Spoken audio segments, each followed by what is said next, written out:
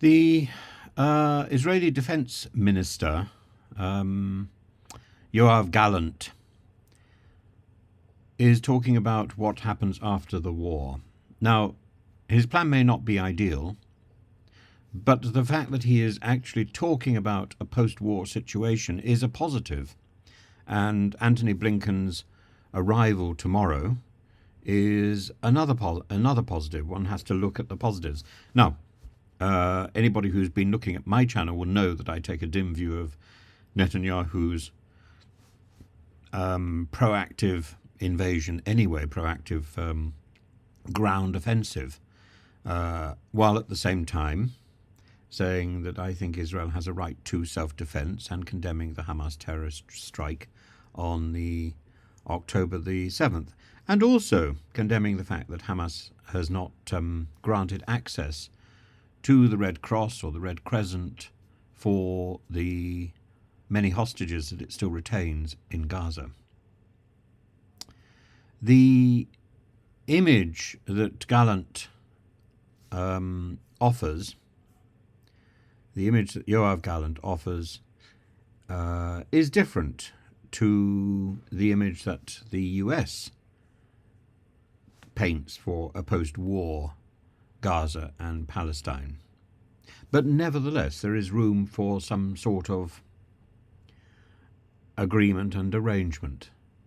The fact that they are now talking about peace rather than war is a positive. It has to be congratulated, and we have to build on that. You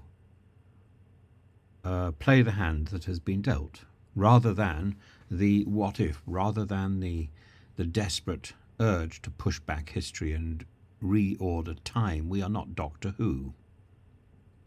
So the Gazan residents are anticipated to be ruled by Palestinians, with Israel retaining overall security control.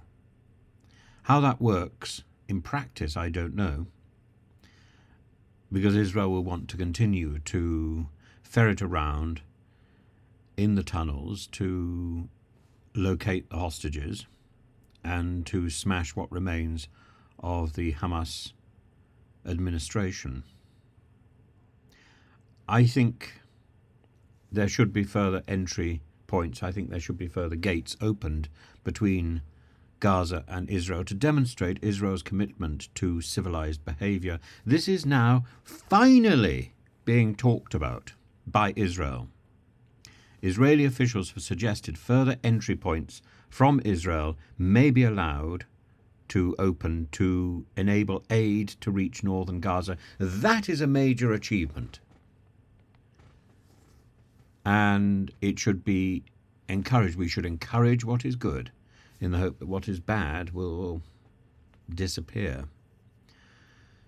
And the idea that that Israel should be persuaded to move into a sort of lower level war is still war. And ideally, that war needs to stop. It needs to be replaced by peace. So it's not about negotiating for a ceasefire. It's not about negotiating for a different type of warfare. It's about negotiating for an overall peace. And that means that if Hamas wishes to participate in that, it has to itself stop that war. It has to return the hostages. If Hamas were to return the hostages, there could be negotiations about the future, I believe. The time is ripe. But the Hamas's intransigence will mean that this will probably linger on.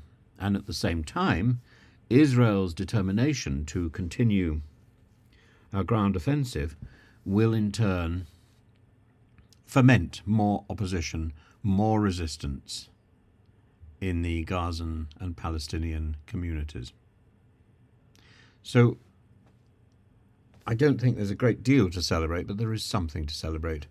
And that little something is should be taken seriously and should be encouraged.